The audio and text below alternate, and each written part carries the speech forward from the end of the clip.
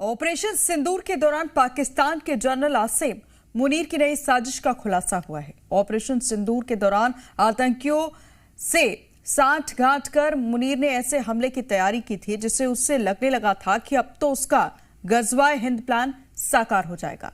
लेकिन मुनीर का वो प्लान कैसे चौपट हुआ और कैसे मुनीर को मुंह की खानी पड़ी, समझिए इस रिपोर्ट से।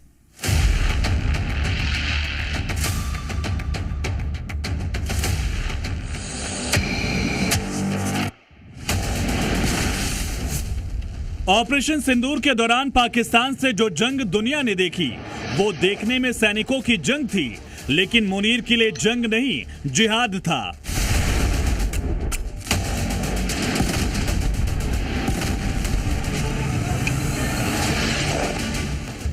वो जंग जिसमें हिंदुस्तान ने लाहौर से कराची, रावलपिंडी तक पाकिस्तानी फौज के छक्के छुड़ा दिए। आतंकी ठिकानों से लेकर हमले के सारे मिलिट्री एयरबेस तबाह कर दिए। इसके साथ मुनीर का असली प्लान भी मिट्टी में मिल गया, जिसकी साजिश उसने पहलगाम अटैक के साथ रचवाई थी। ऑपरेशन सिंदूर की आड़ में मुनीर का गजवा प्लान। मुनीर की शह वाला आतंकी जिहादियों से सरेआम बोला, जब जंग छिड़ गई, असलहा निकल आया, तैयारे टकरा के टैंक आमने सामने खड़े हो गए।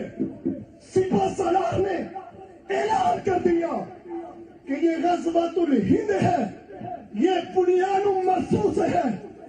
जो सफेद झंडे लेकर हम मुजाहिदीन या अफवाज के मुकाबले में खड़ा होगा, बताओ शैतान का बेटा है या नहीं। जिहादियों के बीच हिंदुस्तान के खिलाफ नफरत की आग उगल रहा आतंकी जैश-ए-मोहम्मद से जुड़ा है।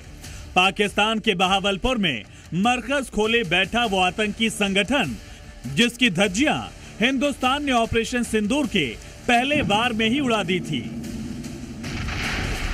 अपने नफरती तकरीर में इलियास कश्मीरी खुद कबूल कर रहा है कि जब ये खबर लगी कि बहावलपुर में जैश का पूरा हेडक्वार्टर तबाह हुआ,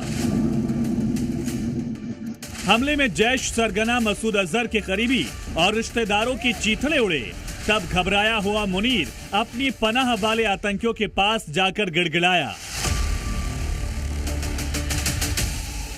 जब जंग छिड़ गई, असलहा निकल आया, तैयारे टकरा के टैंक आमने सामने खड़े हो गए। सिपा सलार ने ऐलान कर दिया कि ये गज़वातुल हिंद है। ऑपरेशन सिंदूर में पिटा मुनीर जब चिल्लाने लगा, गजवा गजवा, आतंकियों से गिड़गिड़ाया मुनीर, फौज के साथ गजवा के लिए लड़ो। मुनीर की घबराहट तब बढ़ी जब बहावलपुर के आतंकी मरकज पर अटैक के बाद हिंदुस्तान की सेना ने पाकिस्तानी फौज को संभलने का मौका भी नहीं दिया।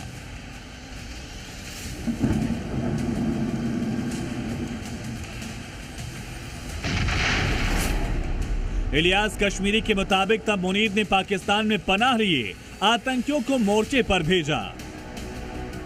कश्मीर के कई सेक्टर्स में आतंकियों ने पाकिस्तानी फौज के साथ मोर्चा संभाला, लेकिन कहते हैं ना कि शेर के आगे गीदड़ों की क्या बिसात। कश्मीर की हर पोस्ट पर पाकिस्तानी सेना और इनकी आड़ में हमला कर रहे आतंकी की शामत आ गई। चले थे मुनीर के गजवा हिंद का सपना पूरा करने, खुद ही मोर्चे पर दफन हो गए।